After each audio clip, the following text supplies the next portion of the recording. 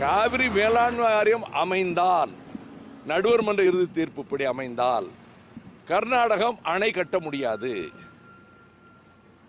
Central industrial security force தான் பாதுகாப்புக்கு இருக்கும், மத்திய தொழில் பாதுகாப்பு படை. தண்ணீர் திறந்து விடுகிற உரிமை மேலாண்மை வாரியத்துக்கு மட்டும்தான் இருக்கும். அதனால் தான் நரேந்திர மோடி நயவஞ்சகமாக இந்த காவிரி மேலாண்மை வாரியம் அமைத்தால் கர்நாடகத்தில் பாரதிய ஜனதா கட்சி அழிந்து போகும் என்று கருதி, தமிழ்நாட்டை அழித்து விடலாம் என்று கருதி அவர் மேலாண்மை வாரியம் அமைப்பதில்லை என்று முடிவெடுத்து நீண்ட காலம் ஆயிற்று. ஆனால் முதலமைச்சரும் மற்றவர்களும் இந்த ஏமாற்று வேளையில் காவிரி மேலாண்மை வாரியம் அமையும் என்று சொல்லுவது தமிழக மக்கள் ஒன்றும் அறிவற்றவர்கள் என்று கருதி கொண்டு பேசுகிற திமிரான துரோகமான பேச்சு.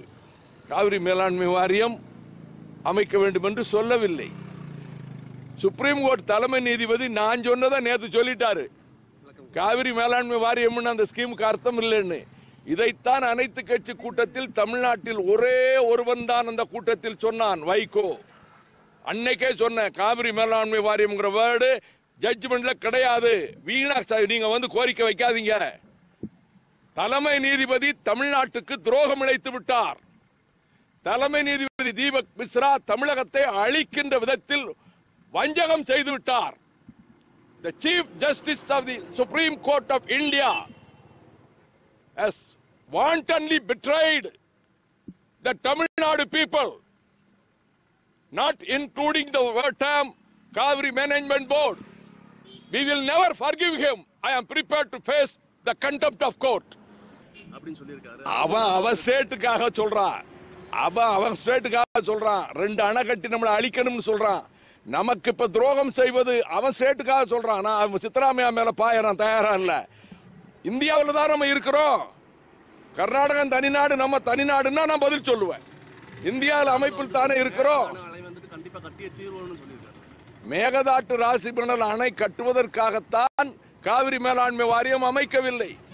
இப்ப நான் சொன்னதை சித்தராமையா சொல்றான், அணையை கட்ட போறோம். அணை கட்டினால் தமிழ்நாட்டுக்கு சொட்டு தண்ணி வராது. இதற்கு மத்திய சர்க்கார் உடந்தை. அணை கட்டுவதற்கு நாங்கள் வெளிப்படையா அனுமதி கொடுக்க மாட்டோம், நீங்க கட்டிக்கொள்ளலாம் என்று 2014 வருஷம் டிசம்பர் மாதம் 6-7 தேதிகளில் அனந்தகுமார் வீட்டில் இந்த சதி திட்டம் வகுக்கப்பட்டது. பிஜேபி மந்திரி வீட்டில் சுற்றுச்சூழல் மந்திரி நாங்க வெளிப்படையா அனுமதி கொடுக்க மாட்டோம், கட்டி கிடைக்கன்னு சொல்லிட்டாரு. அந்த 2 அணை கட்டினா மேட்டூருக்கு எந்த காலம் தண்ணி வராது. காவிரி டெல்டா பஞ்ச பிரதேசமாகி பாலைவனம் ஆவதை பிறகு தடுக்க முடியாது. இது ஒரு படையெடுத்து அழிப்பதை போல மோடியின் கூட்டம் செய்கிறது. நான் கர்நாடகம் செய்கிறது என்று சொல்லவில்லை, அவன் செய்கிறது அக்கிரமம் கர்நாடகத்துக்காரன். இதுக்கு முழுக்க காரணம் மத்திய அரசு. மேலாண்மை வாரியம் அமைச்சா அணை கட்ட முடியாது.